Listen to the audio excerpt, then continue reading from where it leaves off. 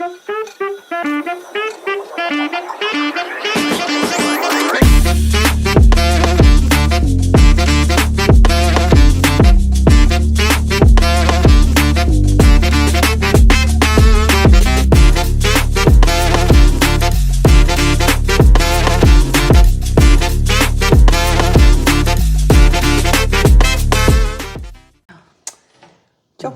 tšau! Täna tuleb meil natuke teistsugune osa on ju. Et kallid kuulajad, olete nüüd jälle meie kanali peal, nii tore. Täna tuleb täitsa teistmoodi osa, sest täna me otsustasime rääkida, kes meie päriselt oleme. Ja miks me teeme neid asju, mis me teeme. Ja Kirstiga siin kahekesi oleme täna arutanud, et tegelikult saaks vist igaühe elust paari aastase podcasti või? Jah, kuulge tervitused minu poolt ka, et me siin just mõtlesime, et lõppkokkuvõttes on juba elatud kah nagu mõnusalt pikalt ja kõike tehes, et ma arvan küll, et saaks ainult, aga vaatame, mis tulema hakkab. Meil täpset plaani ei ole, aga jah, see plaan oli, et meie käest on ka küsitud seda, et kes te siis olete ja kust need mõtted tulnud on, et otsustasime, et avame natukene seda poolt juurde, nii et vaatame, mis tulema hakkab. Jah. Et minu lugu on natukene kurvema noodiga kui Kirsti oma ja ütlen alguses ära, et selle loo rääkimise mõte ei ole katastrofeerida minu elu ega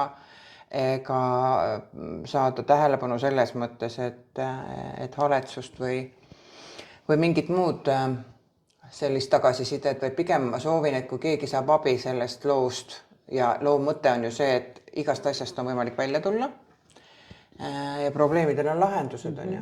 Sina oled meil väga lahenduskeskne eluaeg olnud, nii palju kui ma sind tean ja see on juba äge on ju. Mul on jah sellist siuke, nad väidavad, et see olla mehelik mõtteviis, et kui mingi probleem tekib, et siis kohe lähed lahendama, aga alati ka nii ei ole on ju. Ma arvan, et meil on kõigil neid on ja ei ole kah asju on ju. Hakkame siis minema. Mina sündisin 4. augustil 1971. Issand, kui lahe selleks, et sa ju tead, et minuga läks Emmel veel natukene aega, 6 aega veel hiljem. Ma olen 11. september 1971 sündinud, nii et see 911 päev. Ja siis seda veel ei teatud. Ja. Ehk siis, kui keegi tahab horoskoopi järgi, mina olen Lõvi ja sina oled siis Neitsi. Lõvi ja Neitsi. Lõvi ja Neitsi. Ja lapsepõlv möödus minul Tallinnas, vanalinnas kusjuures. Sa elasid vanalinnas. Ma ei teadnud seda, et sa oled vanalinnas elanud, ma ei ole mõelnud niimoodi. Aga mina sündinud ka Tallinnas on ju, aga elasime Sauel.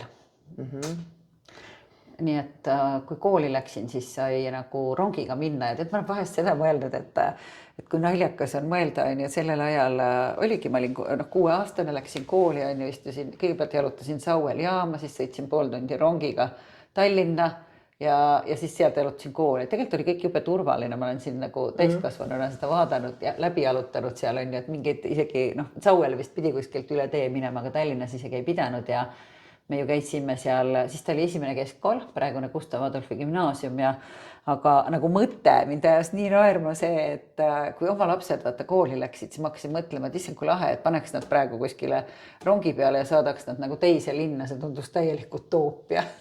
Siis elasid juba teises kohas. Ja et lapsepõlv oli minul täitsa vanalinnas ja Gustavis me käisime, praeguses Gustav Adolfi gümnaasiumis me käisime sinuga koos. Tegelikult me käisime 11 aastat seal koos on ju. Ainult sina käisid paralleelklassis. Keskkool oli meil koos. Keskkoolis oli meie samas klassis. Mina läksin nagu ju prantsuse keelt õppima ühesõnaga. Mul oli see, ma kahtlustan siiamaani, ma ei ole vist päris täpselt tema käest küsinud, aga kuna ma olen väiksena päristanud R ja süžistanud Äshi ja siis ma ütlesin oma nimeks Kirsti ja siis isa arvates, siis oli väga hea nali, et las siis hakkab prantsuse keelt õppima, kui juba päristab. Ma mäletan, et ma käisin, seal oli mingid sisseastumise eksamid vist kunagi ja kui ma selle Kirsti ütlesin, siis nad olid mind kuskile logopeedi juurde saatnud, aga ikkagi sisse sain. No jah, sina mõtlesid, et see on nagu soodustab seda keele ja rääkimist, ega temad arvasid, et mingi diktsioon on juures, et tuleb ära kaotada. Ja mina elasin vanalinnas, elasin Niguliste kiriku kõrval. Täiesti terve oma kuni 14-aastaseni, kujutad kõik vanalinna, kõik keldrid ja kangialused on mul läbi roomatud, eks ole, sest et ma mängisin ikkagi antiika ja vanalinnas kuskil müüride peal, eks ole. Kuule, seda mäletan mina ka selles mõttes, et noh, vaata kooliaegi me ju käisime, see kool oli vanalinnas on ju, ma täpselt seda sama mäletan, et me olime ju kõik, nagu sa ütled, et aga mitte ainult keldrid, et kõik ka tornid ja värgid, et see oli nagu üliäge ja siis mul tuli üks nali meelde kohe sellest, et me käisime ju seal Snelli tiigi ääres, vaata seal on need, me käisime ju seal keelgutamas on ju, nii et mul ema alati ütles, et minul läks nagu 3 seljakotti aastas. Koti peal. No muidugi koti peal sai kõike tehtud, kelgutatud ja värki, et aga lõpus oli see kuidagi. Kuidagi ajad olid vist nii teised, vaata mobiiltelefoni ei olnud mitte midagi, nad ei saanud meid kätte ka. Lihtsalt lonkisime ju igal pool ja tegime, ma ei tea mida, et lõbus oli. Talvel käisin mina veel uisutamas Vabaduse väljakul, oli see uisuplats kunagi Harjumäe all on ju. Ja ma mäletan ikka, kuidas isa seisis 10 õhtul nägu oli siuke ja karjus urme koju. Ja mina olin, kuigi seal on see tornis ju kell ka. Kirikut, tegelikult mul öeldi ju kellaaeg, mis kell ma pean minema, aga no kus ma, õues oli nii äge olla. Ma uisutasin seal ja kelgutasin. Kuule, mul tuli üks naljakas lugu meelde veel selle kooliga ja just sellega vaata see Snelli tiigi ja kogu see värk, et ma arvan, et me olime esimeses klassis, kui üks meie klassiõde tuli üks päev kooli ja ütles, et kuulge, et tema nägi seal pargis ühe siukse mehe, et tal oli mingi asi oli, et ta ei saanud täpselt aru, et ta nagu näitas mantli alt seda mingit asja, et mis asi see oli ja me läksime pärast enam-vähem klassi ekskursioonile peale kooli.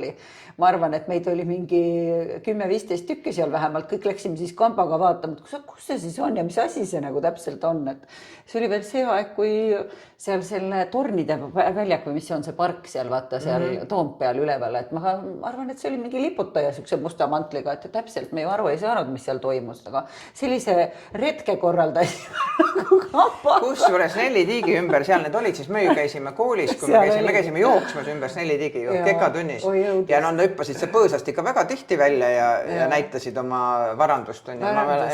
Ja siis meid õpetati, et reageerida ei tohi, et siis tal ei ole huvitav, siis nad ei tule rohkem. Aga me käisime ju, ma ütlen, et läksime ilusasti kõik kampaga, et mina mäletan, enam-vähem nagu ekskursioonile, keegi oli rääkinud ja meil ei olnud üldse aimu, et mis asi see siis nagu oli tegelikult.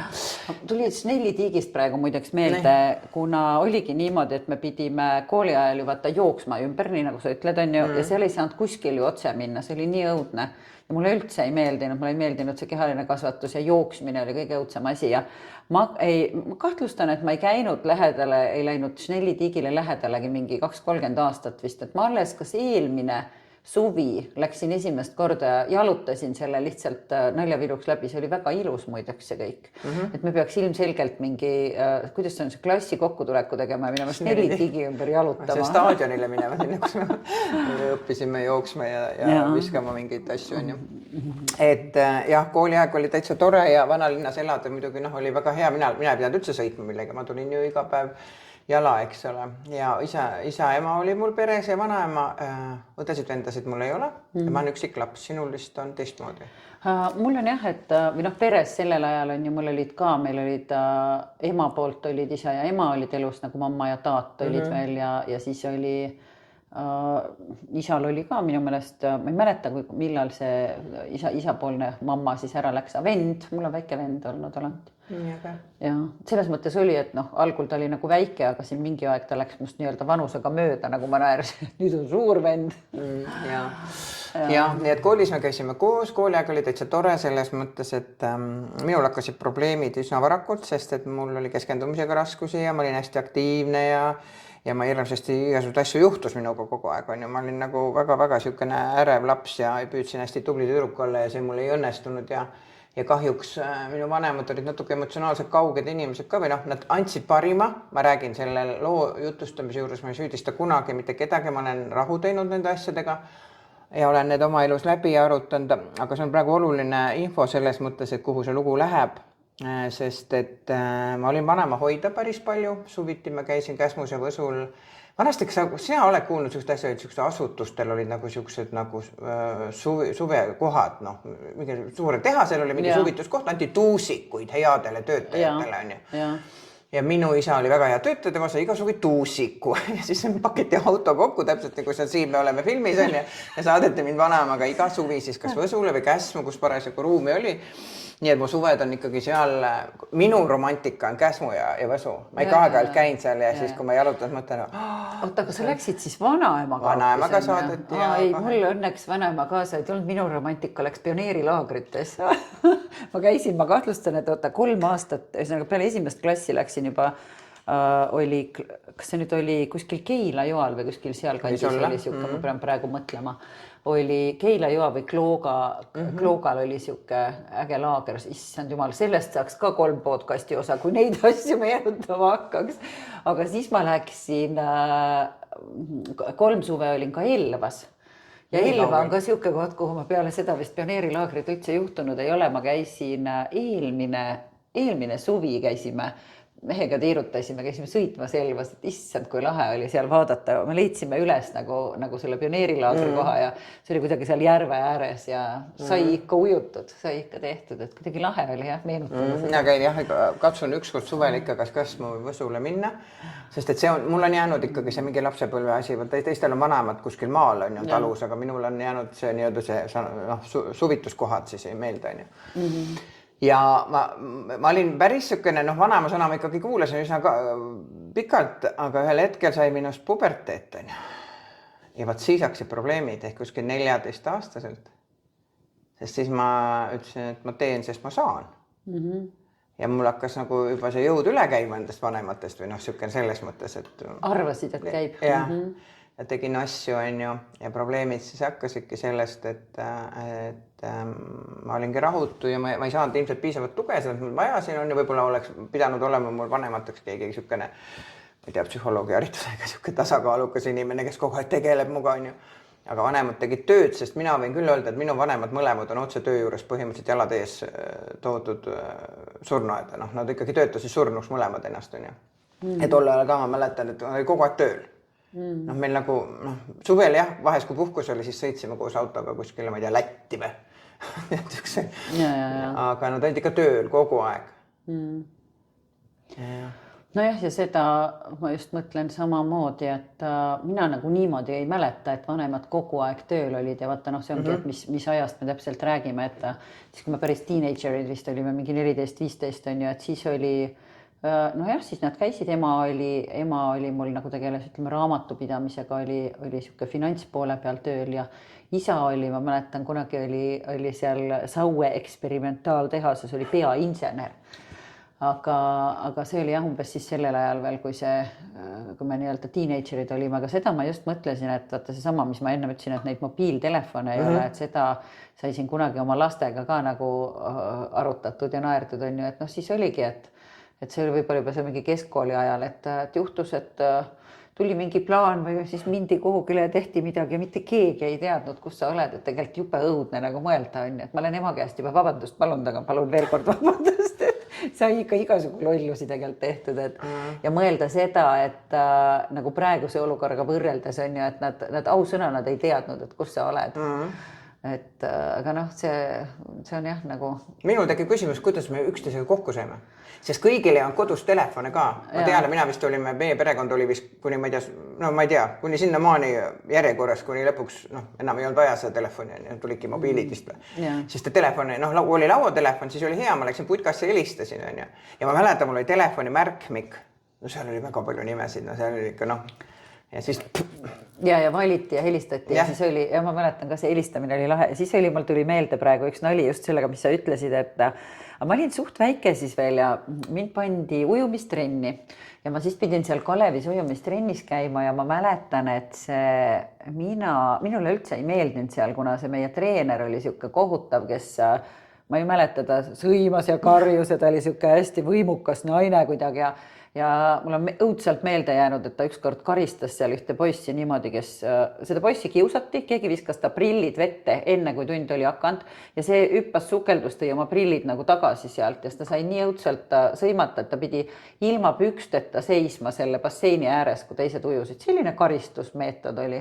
Mul on see meelde jäänud, et ma ühesõnaga kartsin ja siis miks ma sellest rääkima hakkasin, oli see, et kui kätte ei saadud, et ma siis õppisin suht väiksena juba ära, et okei, et kui ma ujuma ei lähe, et ma teen noh, koolist teen trikoo märjaks, ootan kuskil natuke, lähen koju, ütlen ja käisin ujumas, on ju.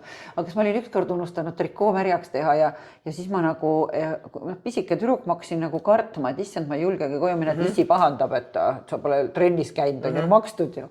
Ja siis ma seisin seal, meil oli trepikoja taga oli mingi sihuke nagu, ma ei oska öelda nagu, ma arvan, et see on mingi varu väljapääs või mingi, seal oli sihuke nagu imelik kohakene, siis ma seisin seal ja ootasin ja kell oli vist õhtul 9:30, kui ma kuulsin, et meil korteri uks üleval avanes, on ju, ema tuleb nagu alla ja ta hakkas minema teise trepikotta sõbranna juurde helistama, et hakkab mul nüüd kõiki läbi helistama, et mis siis toimub, on ju. Mõtleme ikka nagu paanika ja selles hetkes on ju nagu ei mäleta seda, et aga jah, et peale seda ma siis ikkagi julgesin koju minna. Ja ma mäletan ka seda, et ma ju jooksin kodust ära esimest korda, vist olingi 14 või olin ma 16, ma ei mäleta. Ja ma mäletan, kuidas ema ka otsis mind taga ja kui ta siis sinna ühe sõbranna ukse taha tuli, kus ma tegelikult olingi, aga no võt see trots oli nii kõva ja ma mäletan, ma istusin rõdul, külmetasin talveaega, siis ma kuulsin, kui ema ütles, et kas Urme otsis mind taga ja ma mäletan, kui valus südam puperdas ja ma ütlesin, et ma ei lähe, ma olin nii kange, ma ütlesin, ei otsige, vot nüüd otsige mind taga, ennem te riidlesite muga ja millegagi ta rahul ei ole ja midagi ma hästi ei tee, on ju, ja vot nüüd saate, vot nüüd igatsege mind, on ju.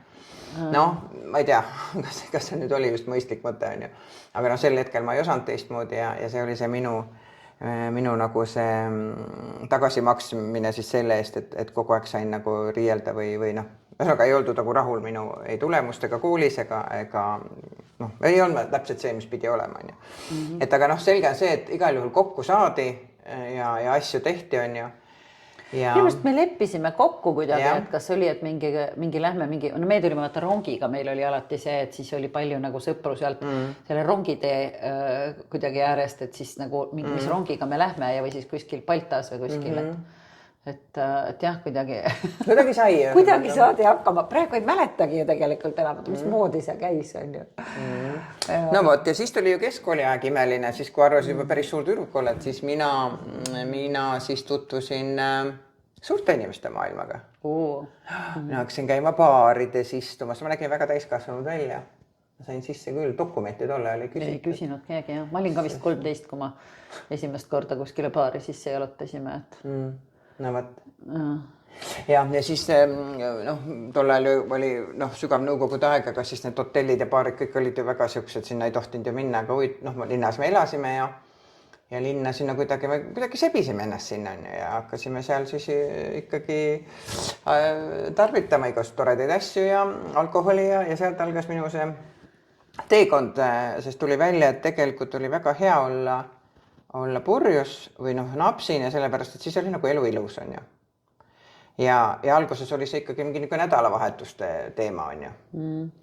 Aga see süvenes üsna ruttu sellepärast, et see, kui sul on üks lahendus olemas, mis toimib, siis hakkad seda kohe kasutama, see on ju inimlik. Miks ma peaks pingutama või midagi muud. Ja teadega ei ole oskusi ka ju, kui sul ei ole õpetatud elus hakkama saama ja vaata niimoodi nagu lahendusi otsima ja mõistma, et kui midagi läheb valesti, siis tuleb uuesti teha, vaid tunned ennast nagu kuidagi teisejärgulisena.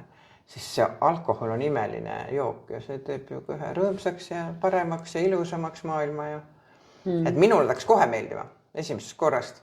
Mina jälle ei mäleta vaata niimoodi, et oleks nagu olnud ja võib-olla oli, kui ma kuulan sind, siis ma jäin just mõtlema, et mul on jälle vastupidi kuidagi, mul on nagu lapsepõlvest see emotsioon on ju, et mul ema oli veel eriti siuke hästi, kes nagu, ma ei oska öelda, nagu uskus minusse ja alati nagu kallas seda siukest enese usku ja ta nagu alati mulle öelnud, et kui sa nagu tahad, et siis sa saad kõigega hakkama.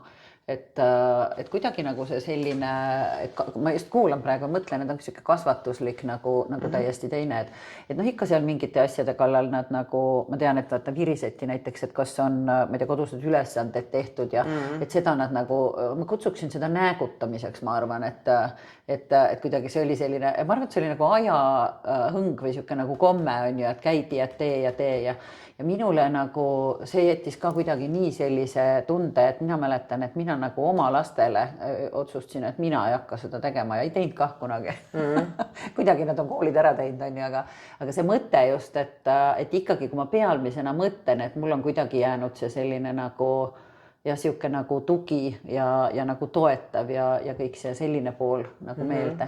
Ja sellest tuligi, et ma mõtlen, et okei, me olime ka 13, kui me kuskile baari vist sisse jalutasime. Minu pärast me olime kuskil kas mingi Riias või kuskil mingi retk, ma isegi ei mäleta seda täpselt, aga mul nüüd niimoodi küll ei olnud, et ma oleks kohe nagu mõelnud, et kui lahe ja see kuidagi töötab. Ja noh, eks meil organismid ju ka vaata reageerivad erinevalt, on ju, et seda ma nagu ei mäleta, et oleks tulnud sellest kuidagi nagu, ütleme, probleemi minu ellu ei tekkinud. Ma arvan nii. Ja mina arvasin ka, et mina ei saanudki aru probleem. Ma sain 29 aastat hiljem teada, et probleem on. Aga kui see oli lahendus ja vaata, noore inimese organism on ikka see, võtab hästi külge kõik asjad. Ta ju, see kasvav organism ongi kõige ohtlikum, miks tänapäeval ka räägitakse, et tegelikult mitte, et nüüd mitte kasvav organism võiks endale sisse kallata või tarvitada asju, aga selge on see, et noor organism võtab paremini vastu ja muutubki kiiremini nagu osaks sinust. Ja kujuta nüüd ette keskkoolis väga kurb, see jälle ei ole mingisugune siukene kiiduvärk, aga ma nii hästi mäletan, kui sai ühes baaris käidud keset nädalat ka diskoteegis, ööklubis ja kuidas ta oli, sest minul ikka meeldis käia tantsimas hirmsasti. Sellepärast minu selg ongi praegu haige, et mina enam tantsimas ei käi. Sest vanasti mul seda probleemi ei olnud. Äkki peaks. Me pidime selle ööklubi tegema, mis kell 5 lahti tehakse. Et kui kolmapäeva õhtul oli pidu ja neljapäeval oli vaja kooli minna, siis üsna tihti sai päris otse mindud. Ja ma ei tea, kas sina seda nalja mäletad, kui meil oli keskkoolis ja ajalootund. Ja kui ma tulin siis oma niinimetatud pohmelliga, tegelikult see oli magamatus ja kõik asjad. Ja kui siis kutsuti ajalootundi nagu vastama. Ja ega ma ei olnud ju lugenud mitte midagi ega ei teadnud. Ja eest muidugi teised ütlesid mulle ette, et mind aidata. Ja siis, kui õpetaja küsis, et mis leping see siis oli, mis sõlmiti ja kui mina ütlesin, et see oli Molotov-Ribbentropi pakt. See on sellest tulnud, ma olen seda välja kuuldud. Ja see siis sain 2 selle veerandi, et õpetaja pidi ära minestama laua ääres, et kuidas nii saab, aga teised ütlesid mulle ette, aga ma ei saanud aru ka, mul oli nagu paha olla ka, mõtlesin, et mis see on. Tegelikult see on jumala karm, sest et siukene funktsioneerimine koolis nagu üritasid ka hakkama saada, eks ole, ja iga nädalavahetus oli pidu ja tekkisid halvad sõbrad, eks ole. Sellepärast, et seal seltskonnas ongi teistsugused inimesed. Mul tuli muideks meelde selle funktsioneerimisega ja praegu selle kooliga tuli ka üks lugu meelde. Me olime siis juba kindlalt keskkoolis, selleks ma mäletan, et vaata seal esimeses keskkaas me olime seal allkorrusel, see on see lai koridor, me olime seal nii-öelda kui peauksest tulla, siis seal vasakul klassis. Ja mina olen eluaeg olnud, mul on tead see silt väljas, et I hate mornings. Ma ei ole üldse vaata hommiku inimene. Ja ma juba ju kooli ajal, ma olen kogu oma elu tegelikult kannatanud selle meie kuidagi selle ühiskonna selle all, et jube vara tuleb minna ja ma ei mäleta, kool hakkas mingi 8 või midagi kohutav. Ja kui sa Sauelt pead minema, siis oligi 6:45 rongiga ja nagu minu jaoks on nagu eluaeg on tohutu stress, on ju. Ja ma mäletan seda, et mul oligi, et ma kõigepealt tirisin ennast rongi, momentaalselt kohe magasin. Ma ei magan ükskõik kus nagu võimalus on, siis ma kohe mõnuga. Ja siis ma olin koolis ja meil oli see, ma nüüd mõtlen, et see oli nagu eesti keele tund, on ju. Istusime seal ja ma kuidagi nagu lihtsalt nagu väsisin ära ja ma jäin niimoodi, et mul oli pea laua peal ja ma nagu magasin seal lihtsalt, on ju. Ja tead mis või? Kui ma üles ärkasin, siis seal oli ühe teise klassi matemaatikatund. Te olite kõik minema jalutanud ja mina ühesõnaga magasin ja seal oli vahepeal rahvast tulnud, rahvast läinud ja ka nad kõik olid siis otsustanud, et ärme siis sega, et laps on väsinud. Seda laua peal magamist mina mäletan enda puhul ka, aga mina magasin sellepärast, mul oli paha olla, ma olin väsinud ja mu klasside varjas tervitused Reale, kaitses mind ja siis togis ka õpetajaks tulema lähemal niimoodi, aga seda ma mäletan niimoodi käte peal sai ja siis teiste taga, eks ole, et peitsid ära ennast, aga seda laua peal magamist ma mäletan ka, aga lihtsalt erinevad põhjused on. Aga see hommikune ärkamine oli minu jaoks ka väga raske. Ma tean, ma isegi petsin paar korda vanemad nii ära, et ma elasin lõpuks, kolisime ära vanalinnast Lasnamäele, kujutas ja taha otsa kuskile. Aga seda ma mäletan juba, kui sa seal olid. Ma hakkasin mõtlema, ma olen selle vanalinnaga ka ja ilmselgelt mul hakkas praegu, ma ei ole lihtsalt meeles olnud see. Me uue korteri, sest vanalinnas oli mingisugune, ma ei tea, ebasanitaarne pind, kus me elasime, vanad, ma ei tea, allitasid seinad ja siis, kui me saime tohutu uhke tutikasse majja uue korteri, see oli igavene 5-aastaku võit, eks ole, saada niisugune ka jälle teenete eest, eks ole, et vanemad on tublid töötajad olnud või isa oli. Ja siis Lasnamäel oli niimoodi, et ma ei saanud ka, mul oli ka hommikud olid väga, ma oleks võinud öösel baaridaamina töötada, sest hommikul oli väga raske tõusta. Öösel ma olin üleval, aga hommikul oli raske. Ja siis ma petsin isa niimoodi ära, et isa oli viimane, kes läks ära, ma läksin uksest välja, läksin pool korrust ülespoole, tukkusin see seina, kuulsin, kui isa läks minema, läksin trepist alla, läksin voodist tagasi, magasin edasi. No kujutad ette, noh. Aga no jah. Sest et lihtsalt ei jaksanud ja mõtle ise saad Lasnamäed bussid täis ja kõik asjad on ju. Ja siis lõpuks oli siis keskkooli lõpp, eks ole meil ju. Lõpetasime mõlemad peaaegu ühe raksuga. Mina ei lõpetanud kohe ühe raksuga, ma pidin ikka järeleksami tegema. Sina said vist tunnistuse korra. Ma arvan, et ma sain vist tunnistuse ikka tahas kätte. Matemaatika reaalained olid minu jaoks null. Ma mäletan väga hästi, kui keemiaõpetaja ütles mulle ükskord, et viimases tunnis, et teate, Urme, kui teie kunagi hakkate mingeid asju kokku omavahel valama, siis mõelge ennem. No ma ei tea, mis ta mõtles, ma ka narkolaborit pidama. Et ühesõnaga keemia, füüsika ja matemaatika olid minu jaoks täiesti null selle eest, aga ingliskeeel, kirjandus, ajalugu oli mu lemmik, on ju. Siuksed nagu. Aga see oli huvitav, vaata, ma just mõtlen, et see on ka see nagu ajahõng mingil määral, et sellel ajal oligi kuidagi, kas seda kutsuti veel mingi naljaka sõnaga poppi tegema stiilis, on ju, et me lihtsalt ei olnud, nagu ei käinud, et ma ei tea, mis asi see oli, et kas see oli siuke nagu komme, vaata, kuna me vana linnas, et mina näiteks mäletan, et mind üldse ei huvitanud nagu füüsika ja kuidagi, et ma siiamaani, kuidas see oli, et ma päris kindel ei ole, et miks laevad ära ei upu ja kuidas lennukid alla ei kuku. Aga ainuke, mis füüsikatunnist on meelde jäänud, meil oli iseenesest hästi armas õpetaja oli, härra Alop ei olnud, on ju, ja siis mul on meelde jäänud füüsikatunnist ainult enam-vähem see, et kuidas see oli, et kui keegi sinna tünni läks, siis sama palju vett tuli tünnist välja, kui mehest vee alla. Enam-vähem niimoodi. Nüüd sa tead, eks sa lähed sauna tünni või mis on? Ja, ma mõtlen kindlalt selle peale, on ju, et ei, aga eks elus on pidanud mingeid asju nagu kuidagi järgi tegema või välja uurima ja nagu võtma, aga see oli nagu komme oli kuidagi selline. Selleks, et mul tuli sellega praegu vaata meelde, see nüüd ei ole küll otseselt lapsepõlvest, aga selle õppimisega seostus see, et ma mäletan, et ma läksin siis peale keskkooli suht noorelt, läksin Soome, läksin õppima ja minul oli esimene siuke korralik kultuurishokk, oligi Soomes seostus sellega, et meil oli esimene mingi kontrolltöö moodi asi on ju ja siis istusime sinna nagu klassi, et hakkame nagu tegema ja mina olin valmistunud nii, nagu meil kooliaeg tehti, et mul oli spikrid ja värgid, nii nagu ma olin õppinud, kuna kõik tegid ju nii, on ju. Ja siis hakkas pihta kontrolltöö, meil oli siuke üks vanem mees, Eika oli veel ta nimi, ta tuli sinna klassi, istus sinna oma selle koha peale, võttis ette kohaliku ajalehe niimoodi, ette ja hakkas seda ajalehte lugema. Ja mina hakkasin vaatama, et oota, mis toimub, et ma pole siukest asja elu sees näinud, kuna õpetajad ju kõik meil käisid ja jälgisid. Jalutasid sa ridade vahel. Ja vahtisid kõik ja tead niimoodi kahtlustavalt, on ju.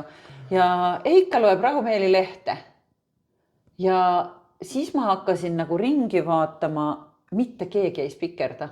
Mitte keegi ei vaata kuskilt raamatust, mitte keegi, et ühesõnaga null. Et seda nagu ei ole.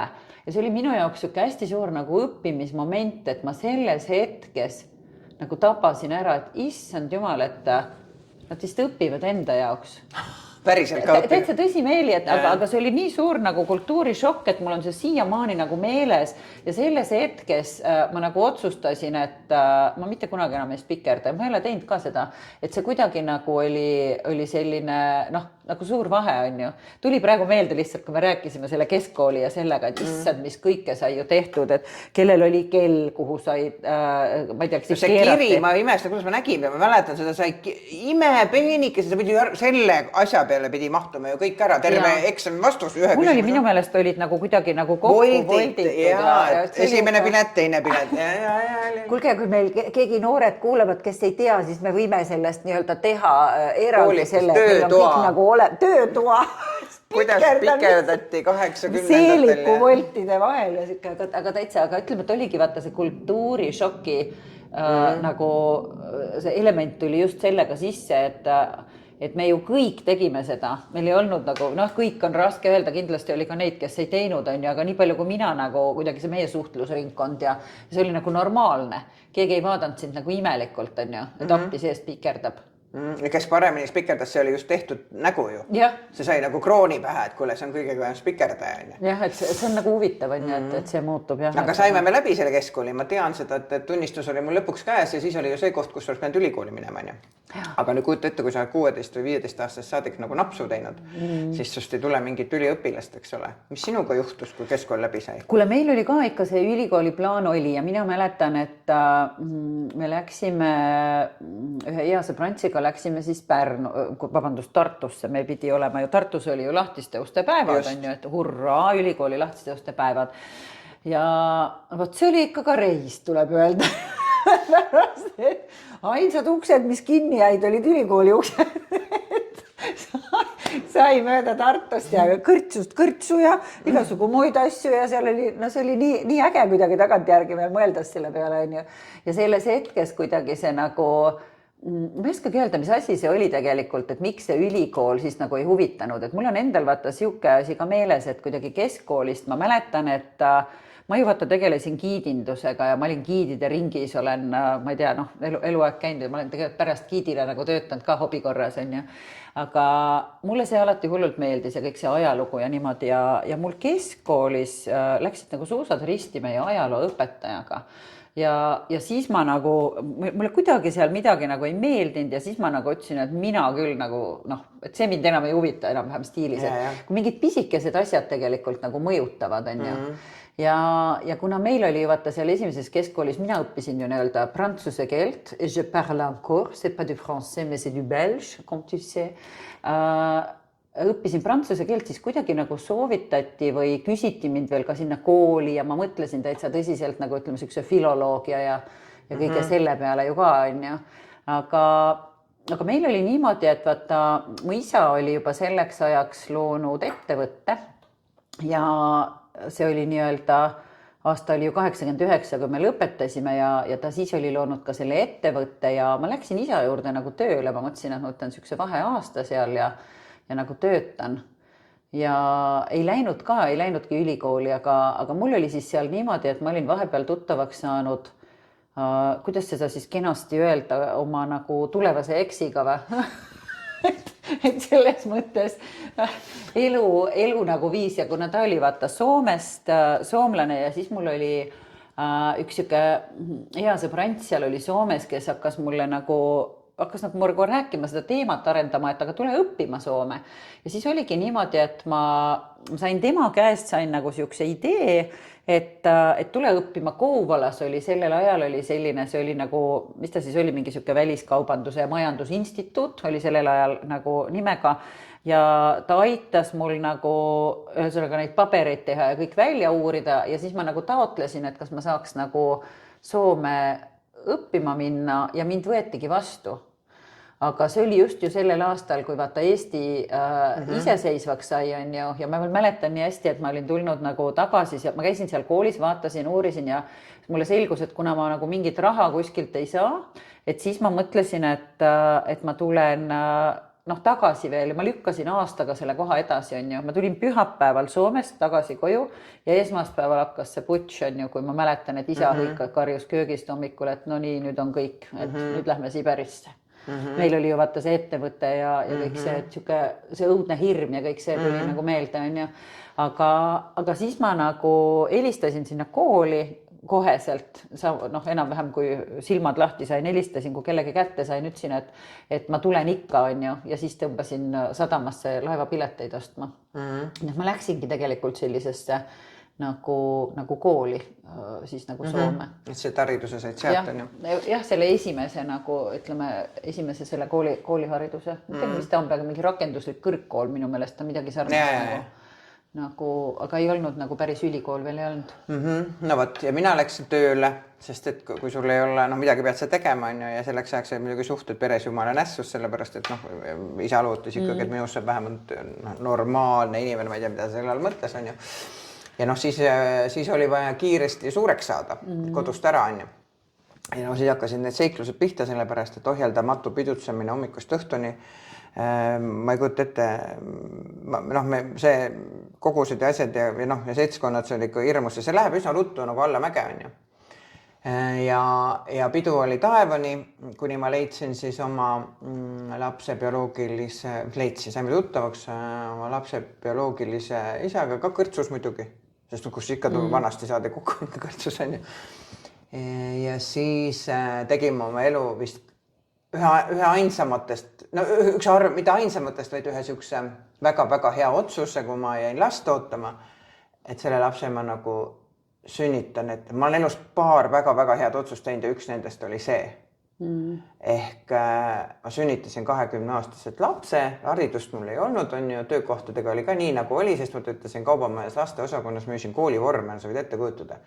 Seal mina nägin hommikuti see, kuidas tormati uksest sisse, vaata, kui uksed lahti tehti ja neid Hiina kleite ostma lastel, oli nagu jube lahe kogemus. Ja mu laps sündis siis, kui ma olin 20-ne. Ja meil on 2 päeva vahet. Nagu sünnipäeva? Lahe. Tegelikult oleks pidanud sündima nagu 6 päeva hiljem, aga ma otsustasin oma sünnipäeval ehk 4. augustil minna paadiga Piiritale sõitma ja ise aerutada. Sest mul oli siis kõhust kõrini. Ma tahtsin nagu varem lahti saada, õnnestuski oli. Sellepärast, et hakkas pihta 5. ja pärast sünnipäeva järgmisel päeval ma mäletan, et ma sattusin haiglasse ja siis mäletan mingi 24 tundi ma seal trampisin, mul oli lõpuks nii siiber, et ma ütlesin, palun tehke midagi ja siis 6. augustil sündis mul siis tütreke, kelle üle ma olen maailma uhke ja ma tean, et ta on pidanud elus palju kannatama, aga ta on saanud väga, väga hea ja tore inimene ja palju targem naine, kui mina olin omal ajal. Et siis natukene elu nagu muutus, sest et laps sündis. Ja sinu lapsed tulid, kuidas kured tõid? Kuule jah, minu lapsed tõid kured, aga enne kui ma oma laste juurde lähen, ma tahtsin lihtsalt meelde tuletada, et kas me ikka mikrofonid kontrollisime üldse üle, et häält tuleb või? Jah. Okei. Mina kontrollisin. Ükskord ei kontrollinud. No siis oli, kui me ämbrisse rääksime. Praegu tuli meelde. Ikka. Aga tagasi kurgede juurde. Minu lapsed sündisid niimoodi, et oligi, et ma läksin siis Soome õppima ja siis ma nagu 2 aastat sain siis olla seal nagu koolis ja ma olingi siis oma selle nagu laste isaga olin juba tuttavaks saanud, see tulevane eks, on ju. Ja siis alles nagu peale seda, kui mul kool läbi sai, siis me nagu ikkagi abiellusime ja siis 95 mul sündis nagu tütar Maria ja 98 siis sündis poeg Martin. Nii et mul ei läinud väga raskelt need, kuidas see on see sünnitamised. Ma olen nagu öelnud, et ma olen ju naine, kes kordab hambaarsti, kes on öelnud, et ma võiks sünnitamas käia iga kuu, kui sellega oleks nii, et üldse ei peaks hambaarsti külastama. Et mul ei ole nagu väga traumasid ega asju sellega, et kõik läks kenasti korda ja kõik ja kuidagi, aga see tunne oli nagu üliäge, et mis sa ütlesid ka, et oled uhke on ju ja maailma õnnelik ja mina mäletan seda, et kui see oma laps oli vaata käes, see esimene on ju, oli nagu käes ja ma võtsin teda süles ja ma järsku nagu sain aru, et issand, et ma võin tappa selle nagu nimel, et see oli nii tugev, see oli mingi siuke nagu ema instinkt või mingi siuke, mis teed nagu täiega lööb niimoodi, et sa saad aru, et sa teed ükskõik mida, et seda olendit kaitsta on ju, et see oli kuidagi nagu nii lahe, ma mäletan seda. Ja ma olen tagantjärgi mõelnud, et edaspidi elu läks väga tormiseks, et kui ma tol ajal ei oleks seda otsust teinud, siis ilmselt mul lapsi ei oleks, sest ma oleks lükanud kogu aeg kuhugi, ma ei tea kuhu, sest mingi hetk tekkis ju veel see ka, et ei saa ju enne, kui peab olema see, mingi siukene asi oli, on ju, et nüüd ma saan tagantjärgi aru, et see on rumalus, on ju. Aga ma tean jah, et siis hakkas see tõeline Eesti Vabariik. Oligi, minu laps oli ju, kas ta oli paarinädalane või, kui ma elasin Lasamäel, kui teletorni mindi ju vallutama ja ma mäletan samamoodi, ma istusin toas, ma mõtlesin, et miks ma ta sünnitasin, kui sõda hakkab. Miks teda siia vaja oli, et ta saab nüüd surma. 91, mina ju läksin, vaata. Ja mina mõtlesin, oligi septembri algus, on ju, augusti lõpp õigemini ja ma mäletan, kui ma mõtlesin, et kas tõesti nüüd mu laps ei näegi enam muud, kui ongi vasti on läbi kõik, on ju. Et see oli niisugune väga karm aeg ja hirmsad muutused ja vaata, me ei olnud harjunud Eesti eluga või selle kapitalistliku eluga, mis järsku muutus, on ju, meil ei harjunud Nõukogude ajaga ja ausalt öeldes väga kurb on mõelda seda, et minu vanemad küll said hakkama, aga ma tean, et väga paljud selle aja inimesed ei harjunudki ära selle kapitalismiga või sellega. Kuidagi järsku nende haridus näiteks ei sobinud enam Eesti Vabariigis, sa pidi nagu, sa oled eluaeg olnud näiteks juhataja kuskil, aga siis öeldakse sulle, et see kõlbar on kuhugi, sest sul on vaja kas uuesti kooli minna või umbes, et sa ei ole enam väärtuslik, on ju. Et väga paljud ka sellepärast ju põhimõtteliselt läksidki põhja, on ju. Et minu emal ja isal, nemad olid oskustöölised tehastes, nemad said hakkama, sest nemad käisid tööl edasi, nende käeline tegevus oli see, mida vajati endiselt, on ju. Aga mina olin ju põhimõtteliselt lapsega ja kahjuks jäin ka üsna ruttu üksikvanemaks, kelle süül ei olegi mõtet otsida kellegi süüd, elu oli selline, ei olnud mina ka väga tasakaalukas naisterahvas sel ajal, on ju. Ja see kõik soodustas seda, et tegelikult ma olen tagantjärgi mõelnud, kui tolle oleks lastekaitse olnud, siis ma arvan, et mul seda last ei oleks. Ta ei olnud küll kunagi lohakile jäetud, söömata, joomata, külm, ma ei tea, mähkmed vahetamata, sest meil oli vanaema, meil oli ema, meil olid lapsehoidjad, on ju, mingid naabritüdrukud, kes hoidsid, on ju, tervitused Lasnamäe naabritüdrukutele. Ja alati oli hoitud, keegi oli juures ja käis, eks ole, oli, aga mind ei olnud ju peaaegu üldse kodus, on ju. Nii et suures hädas siis minu esimene töökoht pärast lapse sündi oli siis, see on otseses mõttes litsimaja, kus ma olin telefonineiu. Ühes korteris, sest see läks väga populaarseks tol ajal ja tellida naisi. Ma ei tea, kuidas ma sain sinna. Mingid lehekuulutuse peale või. Ja ma võtsin telefoni vastu, võtsin tellimusi. Issand jumal. Ja siis ma pidin ütlema, et firma Õrnus kuuleb Snežnast. Sviit. Ja siis öeldi, palun, ma ei tea, mahtra sinna ja telefoninumber ja siis alati pidi minema mitu naist, et valida pidi saama.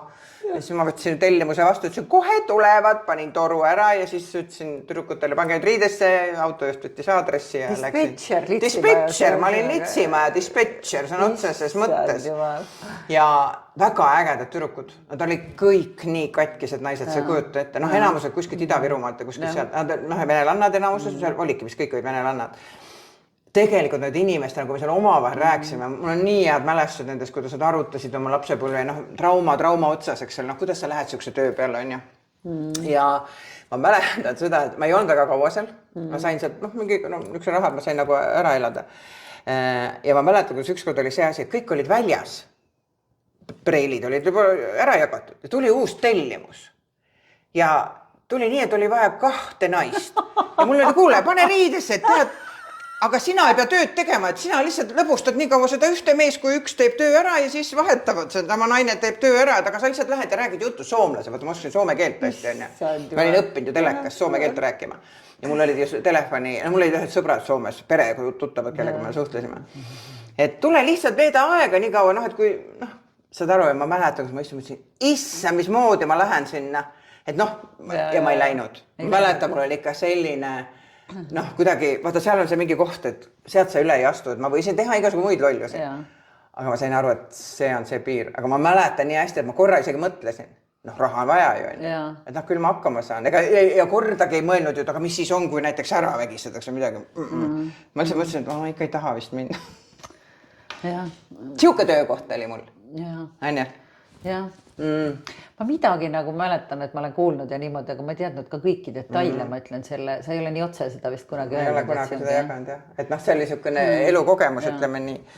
Aga mul tuli veel meelde sellega, vaata, mis me arutasime, on ju, et sa ütlesid, et sa olid 20, on ju, kui nagu lapse said. Okei, ma olin siis juba 24, kui minu tütar sündis, on ju, aga tead, see mõte on olnud nagu huvitav, et ma mäletan seda, et kui mina oli väike laps, mu ema oli 19, on ju, kui mina sündisin ja ma olin nagu pisike tüdruk ja ma mäletan, et kui ma vaatasin oma ema poole, sest ma mõtlesin, et ta on maailma kõige targem, kõige tublim, kõige ilusam, ta on siiamaani, on ju, tark, tubli ja ilus ja kõik, aga see, et see siuke nagu sa vaatad üles ja mõtled, et see ongi kogu maailm, et kui tark ja kui tubli ta on ju. Ja siis kuidagi see, et kui mul enda laps sündis ja ma olin juba umbes sama vana on ju, kui mu ema siis.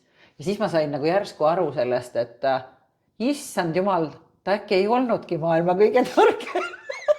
selles hetkes on ju, ma ei oska nagu kirjeldada ja see ei ole mitte nüüd oled sina see maailm kellegile. Nüüd olen mina nagu see kellegile see maailm ja sa nagu oled selles rollis järsku, et ma pean nagu hakkama saama, et see oli kuidagi hästi sihuke crazy tunne oli tegelikult, et mingil määral sa nagu tajud neid asju hoopis vaata teistmoodi, kui see nagu laps sünnib. See vastutus tegelikult, ma mäletan ka, et ma tegin kõik selleks, et mu lapsel oleks nagu kõik hästi. Jah, ma tean seda, et kuna minu peres oli majanduslikult ei olnud väga heal järje, või tööl käidi küll justkui, eks ole, kogu aeg tehti tööd, aga asjadest oli puudus ja ma mäletan, ma väga igatsesin asju. Ja ma tegin ühe vea muidugi, mis ma tegin oma lapsega, oli see, et ma kompenseerisin oma kohalolu ja kõike seda tähelepanu asjadega. Mu lapsel oli alati palju ilusaid asju, ta sai, ühesõnaga ta maailma kõige, lõpuks elukaaslane, kes mul tuli, siis ka osteti uhked barbimajad ja kõik. Ja hiljem, ma olen aru saanud, et seda ei saa asendada, et tegelikult seda ema lähedust ja seda nagu rohkem, kuigi ta oli hoitud, et tal ei ole kunagi niisugust traumat olnud, et ta on söömata, joomata või kuskil lohakil üksi päin tänaval on ju. Lihtsalt ema oleks pidanud olema see, kes nagu seda annab, on ju. Nüüd me oleme targemad ja selge on see, et kui kuskilt haiglast annaks keegi nüüd manuaali kaasa, kui oleks tore, kuidas siis hea ema olla, on ju. Ma olen kindlasti palju parem vanaema, kui mul kunagi õnnestub olla vanaema, kui ma olin emana, sest et vaata see on, ma ütlen, tegelikult peaks olema niimoodi koolis peaks olema üks kursus, mänguema. Kuskil vist tehakse ka niimoodi, antakse mingi nukk hoida. Ma ei tea, aga sa mõtled nagu füüsika asemele koolis olla. Et kuidas tegelikult ema olla, kuidas hoolitseda ja vastutada, on ju. Tõsi, selles mõttes küll on ju, et ema ja isa ju samamoodi tegelikult, aga need ongi niimoodi, tänapäeval nad vist valmistavad ette küll nagu palju rohkem, et rohkem kui meie ajal. Jah, ja vaata, mul on see ongi vist selle vahega, et ma ju läksin siis, vaata, kui ma läksin kooli, on ju, kui Eesti vabaks sai ja siis ma kuidagi jäingi sinna Soome nagu elama, et elu lükkas sinnapoole, on ju, et mul oli nagu, mul on võib-olla nagu mingi teine perspektiiv siis asjadele ja mina nägin, on ju seal, ütleme seal olid need ettevalmistused ja kõik seal ikkagi oli mingeid kursuse ja värke, ma olin ise maha maganud. Aga nagu kuidagi on huvitav on ju see, et nagu hakkama saad on ju ja hakkama said ikkagi kõigega seal, et mul oli võib-olla see, mida ma olen mõelnud, et kuna ma olin ära ja me elasime sellel ajal nagu seal Imatra Laperanna suunas on ju, et mul see eksmees oli sealt kandist pärit ja sinna siis jäime nagu kuidagi elama, nii mul oli vaata see, et mul ei olnud ju seal nagu ütleme, sina ütlesid just, et emad, vanaemad, et kõik laps oli hoitud on ju, et aga mul ei olnud nagu seda pere tuge. Ema isa mõned korrad käisid mul lapsi hoidmas, kui me olime mõlemad reisidel, aga nagu kogu oma selle argipäeva ma pidin ju ikkagi hakkama saama nagu ilma vanavanemateta ja mehevanemad olid ka, nad olid juba selle võrra vanemad, juba siis nad on praegu veel elus ja vanad on ju, aga see ise nagu ehitasid üles kogu sellega mingil määral selle turvavõrgustiku ja mul ongi vaata, ma olen nagu selle koha pealt kogu oma elu niimoodi elanud, et mul on hästi palju sõpru ju igal pool maailmas, kus ma käinud olen, kõik töökohad, koolid, kõik, et mul on kuidagi hästi palju jäänud, ma olen sihuke sotsiaalne suhtleja ka on ju ja selline inimene, aga siis ma nagu ehitasin seal Soomes endale ja ma ei teinud seda nagu, et nüüd ma ehitan, aga mul tekkis selline nagu võrgustik, et mul olid nagu sõbrad ja naabrid ja kõik see, et kes siis aitasid kuidagi nagu selle laste hoidmise siukse võib-olla praktilise poolega, et kui vahepeal ise ära olid ja kõik. Aga see on teistmoodi, kui ma mõtlen, et ma mäletan, et ma tookord nagu mõtlesin just selle peale, et issand, kui tore oleks, kui ema elaks nii-öelda next door, et oleks kuskil kõrval või lähedal ja saaks alati tulla, aga jah, seda ei olnud. Minul selles mõttes vedas, et mis see tähendas seda, et ma sain vabalt jälle hakata tarvitama. Ma olin küll kaine, kui ma jäin rasedaks, siis ma ei joonud, isegi ei suitsetanud, ma mäletan, kuni lapse 4-kuuseks saamiseni. Ehk mul elus tuli siis esimene paus alkoholist pikem siukene. Ja siis läks pidu edasi, sest et üksikemana, kõik need asjad, eks ole, ja emotsioonidega toime ei osanud tulla ja tunnetega. Ja kõik need, ilmselt oli ka sünnitusjärgsed depressioonid ja asjad, mida tol ajal üldse ei diagnoositud, eks ole. Ja kõik need asjad ja halvad suhted vanematega ja kõik need asjad ja keris. Nii kaua, kuni ühel hetkel siis jõudsime sinnamaal, et ma olin tegelikult 25-aastane naine, ma olin alkohoolik, on ju. tegelikult ma olin nagu funktsioneeriv alkohoolik täiega, sest et... Aga sa siis selles hetkes ju ei mõelnud? Ei, siis kõik jõid. Mul ei olnud mitte absoluutselt, sellest ei olnud juttugi, sest sellest ei räägitud vanasti ja kõik jõid. Ja muidugi jõid need, kuhu seltskonda ma olin sattunud. Kõik need inimesed, aga minu kõrval enam ei olnud neid inimesi, kes ei tarvita, mida nad teevad. Mul ei ole endaga midagi teha. Ja olukord läks ikkagi väga hulluks sellepärast, et ma sattusin ikkagi väga karmide grupeeringute ja ma ei tea, mille koostis osaks on ju. Ja see hirm ja kõik see ja mida tehakse noore naisega, kui ta on purjus kuskil seltskonnas, kus arvatakse, et ta on kõigile kasutada või mis iganes on ju. Ja kõik see lõhkus mind kogu aeg rohkem ja sellepärast mind kogu aeg rohkem tarvitama. Ehk 25. eluaastaks jõudsime sinna maal, et alkoholist tuli vähe. Ja siis tulid narkootikumid, sest siis tutvustati mulle, et on olemas kokaiin, on olemas amfetamiin ja ekstasi. Need olid jõudnud siis Eesti turule ja neid juba tarvitati on ju. Ja ma võin sulle öelda, et ma ei mäleta seda tunnet füüsiliselt, aga ma mäletan seda mõtet, kui ma esimest korda elus ekstasi tabletti tarvitsin. Mitte lapse juures, laps oli jälle ilusti hoitud, ma olin kuskil seltskonnas ja ma mäletan seda mõtet, et ma tahan selles situatsioonis olla nüüd kuni surmani. See oli nii hea ja ma saan noortest aru, see ei ole praegu see, et ma reklaamin. Mitte mingil juhul ei tohi proovida. See, et ma üldse elus olen, on suur vedamine, sest inimestega võib juhtuda üks puha mida on ja sa ei tea, mis sa sealt saad. Aga ma mäletan jah, et kui sa oled sõltlane ja sulle antakse midagi veel paremat ja veel tugevamat ja veel kiiremini mõjuvat, sa niimoodi aagid ära sinna.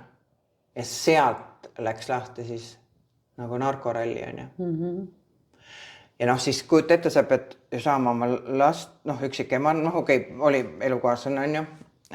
Kes ei olnud ka väga stabiilne, ütleme, ta olid ka seal igasugused jamad ja ise ka tarvitaja on ju.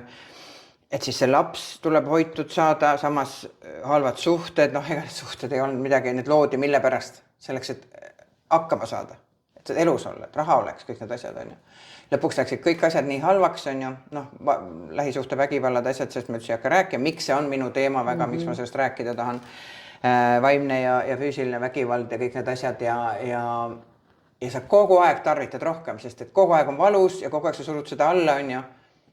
Ja siis saad aru, et sa ei saagi enam aru, mis maailmas toimub on ju. Ja keegi tol ajal ei öelnud ka, et kuule, mine otsi abi. Ei julgenudki minna kellelegi ütlema. Kas ma lähen ütlema, kuule, ma joon, tarvitan narkootikumid, või salaja. Ennust salaja, me tegime ööklubis sitapoti kaane peal nii-öelda. Kõik tegid. Ja siis nüüd on siis see koht, kui vastu, ma ei võta see toit, see on natuke seisund kapis.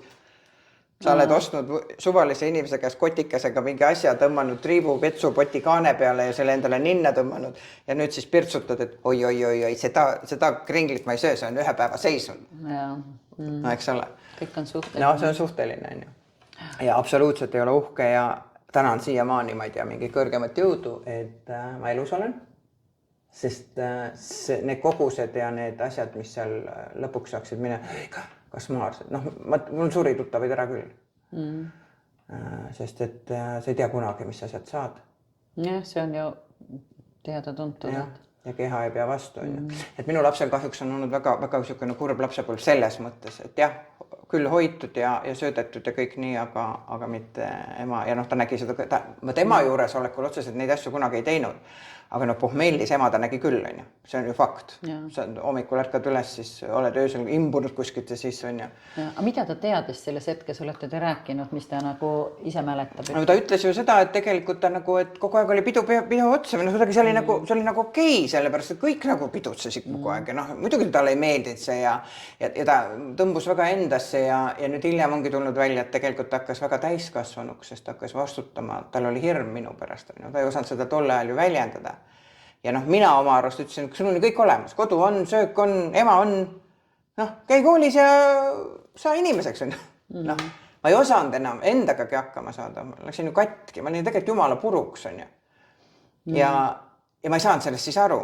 Siis ma kogu aeg sättisin seda, püüdsin normaalselt elu elada ja siis kogu aeg tarvitada, sest et tarvitamine pidi olema. Ja selle nässu läks mul ju esimene abielu, mis sõlmiti tegelikult ka ilmselt, ma ei tea, koomas peaga on ju. Ja pärast saingi aru, et ma ei saagi elatud koos, sest et ma vajan hoopis teistsugust asja. Ma ei oskagi hinnata, ei suhteid, ei armastust, mitte midagi. noh, ma olingi katki, mu aju ei töötanud, eks ole, ma olin läbi ja lõhki sõltlane. Ja siis ma põgenesin Tallinnast ära. Sest et Tallinn surus mulle nii peale, et noh, siin mind oleks ilmselt maha löödud või mingi siuke asi oleks juhtunud. Kus sa põgenesid siis? Esimest korda Raplasse. Ma olen seal mitu korda käinud. Rapla see oleks Soome, mina läksin Raplasse. Jah, no sama. Sama. Ja seal siis oli jah huvitav, natukene oli nagu seltskonna vahetust, et siis kadusid nagu narkootikumid ära, aga... Aga alkohol jäi ju veel siis... No topelt, sest keha vajas kogu aeg juurde, on ju. Ja siis tarvitamine läks ju täie hooga edasi, eks ole. Sellepärast, et sa ei oska lõpetada, sa ei saa, sul on vaja, noh, see on... Ja kui sa ei tunnista ka endal, see probleem on. Ja elu oli just küll lill, noh, kuidagi kõik said nagu vakkama või ma ei oska öelda, on ju. Et sain nagu kuidagi, olin nagu olemas, noh. Aga noh, kõik see jama, mis seal ümber on kogu aeg, see mingi rahapuudus ja halvad suhted ja siis on mingisugused riiud ja mingid petmised ja varastamine, noh, päris ma vargil ei käinud, aga noh, ütleme see seltskond, kus ma nagu viibisin seal ka aeg-ajalt, kui ma tagantjärgi mõtlen, et ma ütlen päris ausalt väga hea, et ma nagu elus olen, on ju. Sest väga libe tee on see, et sul lihtsalt keegi, ma ei tea, koomas peaga või millegi nagu lajatab, mida sest ei meeldi talle jagi kõik on. Et võt, see on nagu see pahupool ja see on nagu olnud, et õnneks sinul on läinud selles mõttes ilmselt paremini. Jah, ma jäin lihtsalt mõtlema, sa ütlesid praegu ühe toreda lause seal, et ei oska lõpetada, et mul on siuke tunne, et me peame vist, ma unustasin muideks teiega ära, et me tegelikult ju tegime siin siukest nagu podcasti või nagu mõtlesime, et meil keegi lindistab siin ja tahtsime ju seda tegelikult jagada oma kuulajatega, seda lugusid, aga ma vaatan, et meil on aeg sinna kanti saanud, et meil ilmselt tasuks see osa nüüd siis sellega ära lõpetada, et ma arvan, et nüüd on luukeresid kapist välja toodud ja ma isegi küsin veel su käest, et mis tunne sul on nagu jagada seda lugu inimestega, sa oled nüüd seda nagu teinud ja õppinud, aga mis tunne sul tuleb, kui sa praegu nagu rääkisid seda? Ma olen sellega nii palju ära leppinud ja sellega tegelenud, et mul ei ole seda raske ja loomulikult ma ei jaga detaile, mis tekitaks selle mingi tohutu sükse vahuse ümber, on ju. Selle asja mõte on see, et kuna ma töötan ise kogemusnõustajana, on ju, sõltuvusteemadel, siis ma loodan, et see lugu nüüd, mille me linti saame täies pikkuses, aitab kedagi mõista, et need asjad arenevadki niimoodi, et vaikselt hakkavad minema ja kerib ja kui sa ei saa aru, et asjad on nässus, eks ole, ja juba hakatakse sulle ütlema, et kuule, midagi on valesti ja sa ise ei taipa, et sa pead sealt ära tulema, siis see ei õnnestu. Seda lugu ma ei ole niimoodi kunagi rääkinud ja ma ei ole näinud ka mõtet sellel, eks ole, sest et see on minu lugu ja need on minu kogemused. Aga ma aeg-ajalt jagan nõustamise käigus oma mingeid selliseid detaile ja olen öelnud, et jah, ma olen kogenud seda või teist asja. See ei ole kerge, aga ma ikkagi annan võimaluse inimestel arvata asjadest nii, et ma tean, et kindlasti osad kuulajad ütlevad, come on, joodik on. No miks ta siis ei jätnud järgi? Sellest me räägime järgmises osas.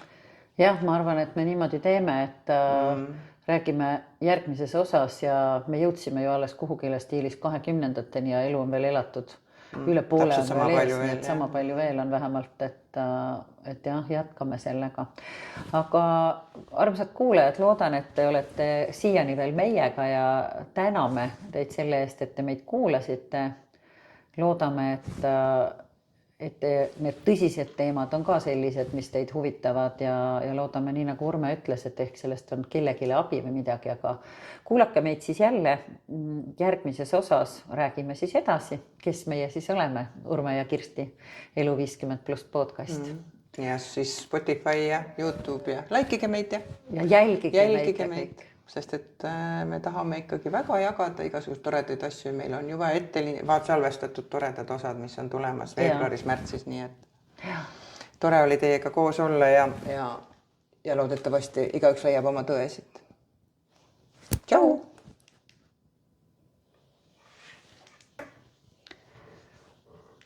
Mina arvan küll, et me riideid ei vaheta.